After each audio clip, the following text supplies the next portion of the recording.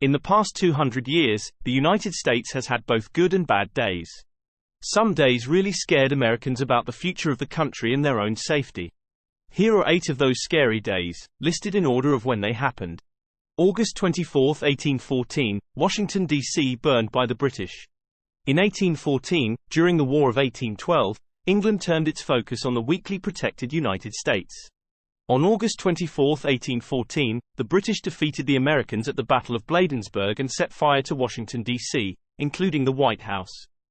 President James Madison and his team fled to Brookville, Maryland, making it the United States capital for a day. Just 31 years after gaining independence, on August 24, 1814, Americans saw their capital burning and under British control. Rain the next day helped put out the fires. Despite the scary event, it motivated the U.S. military to fight back. The War of 1812 ended on February 17, 1815, with the Treaty of Ghent, considered by many Americans as the Second War of Independence. April 14, 1865, President Abraham Lincoln assassinated. After enduring 5 tough years of the Civil War, Americans looked to President Abraham Lincoln to bring peace, heal wounds, and unite the nation.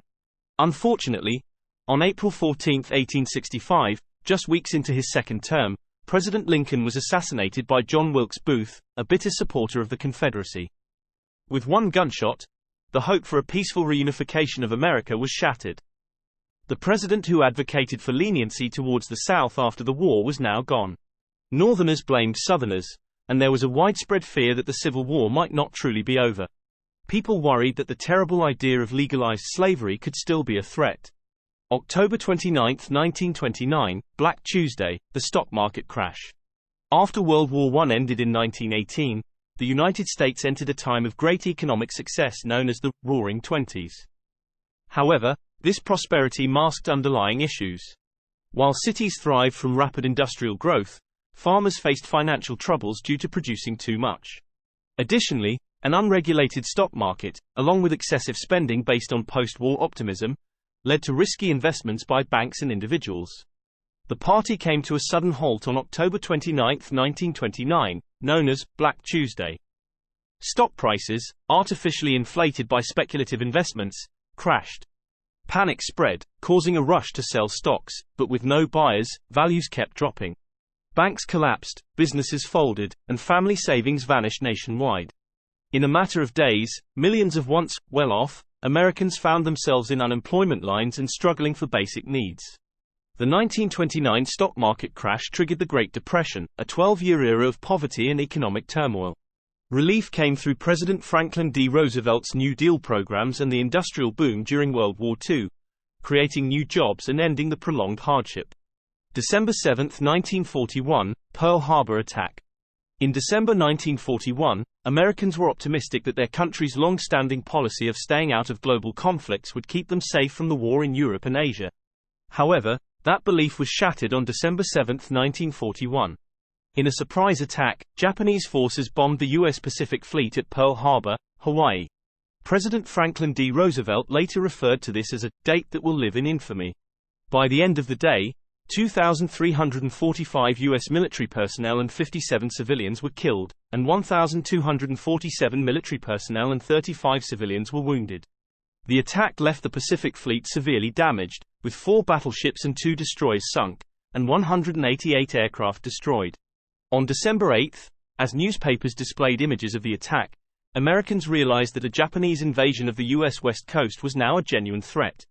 Fearing an attack on the mainland, President Roosevelt ordered the internment of over 117,000 Americans of Japanese descent.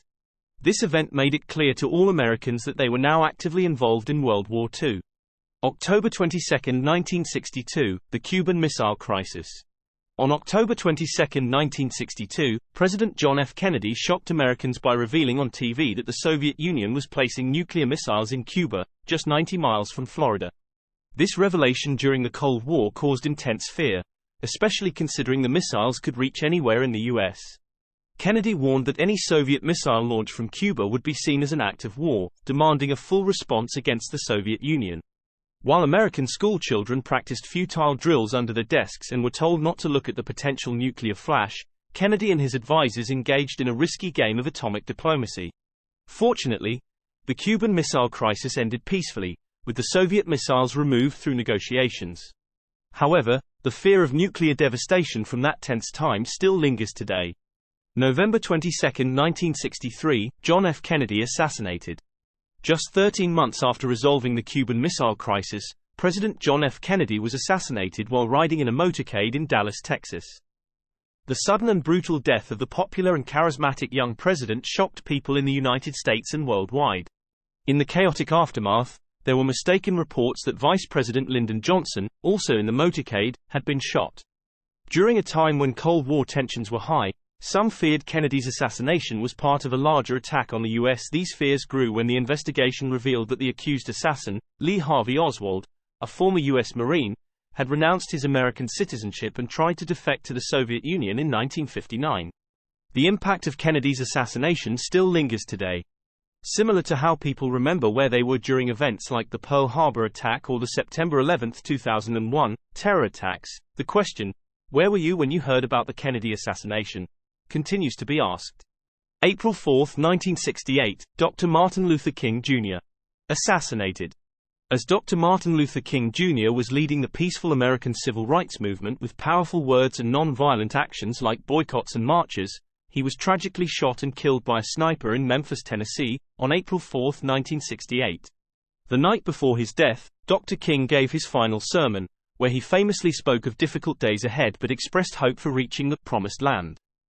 Soon after his assassination, the civil rights movement took a violent turn with riots, beatings, unjust jailing, and murders of civil rights activists. James Earl Ray, the accused assassin, was arrested on June 8 at a London airport. He later admitted trying to reach Rhodesia, now Zimbabwe, which was then under an oppressive South African apartheid government. Details emerging during the investigation led some Black Americans to fear a secret U.S. government conspiracy targeting civil rights leaders. Dr. King's death sparked widespread grief and anger, focusing America on the fight against segregation. It also accelerated the passage of key civil rights laws, including the Fair Housing Act of 1968, part of President Lyndon B. Johnson's Great Society Initiative. September 11, 2001, the September 11 terror attacks. Before September 11, 2001, most Americans believed terrorism was a problem mainly in the Middle East. They felt confident that the vast oceans and a strong military would keep the United States safe. On that fateful morning, everything changed. Members of the radical Islamic group Al-Qaeda hijacked 4 planes, using them for suicide attacks.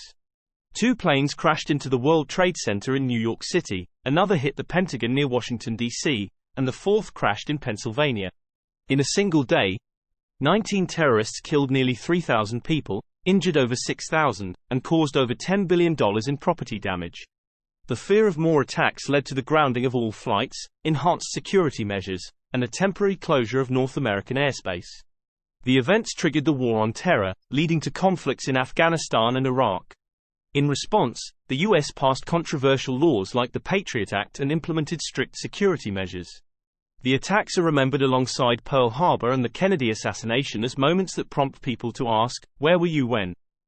President George W. Bush stated, "For the United States of America, there will be no forgetting September the 11th.